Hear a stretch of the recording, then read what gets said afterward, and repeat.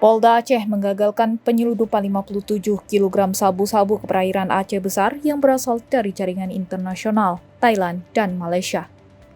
Kapolda Aceh Irjen Ahmad Haidar dalam konferensi pers di Mapolda Aceh pada Rabu 12 Juli 2023 mengatakan, kasus tersebut berhasil diungkap pihaknya bekerja sama dengan Bea Cukai pada tanggal 4 Juli sekitar pukul 21.30 waktu Indonesia Barat.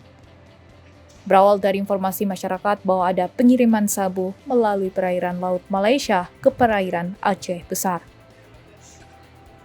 Selain barang bukti sabu, petugas ikut mengamankan 5 orang pengedar yaitu AH, pemilik dan pengendali barang, II, Y, dan N, penjemput barang di laut, dan RI, penjemput barang di darat.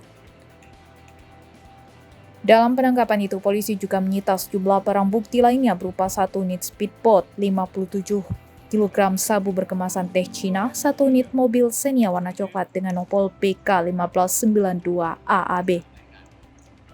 Kemudian 1 buah tas selempang warna biru dongker, 1 bungkus narkotika jenis sabu yang dibungkus dalam plastik bening, 3 unit handphone berbeda merek, 2 unit handphone satelit, 1 buah timbangan digital, 1 unit senjata airsoft gun berisi 5 butir amunisi.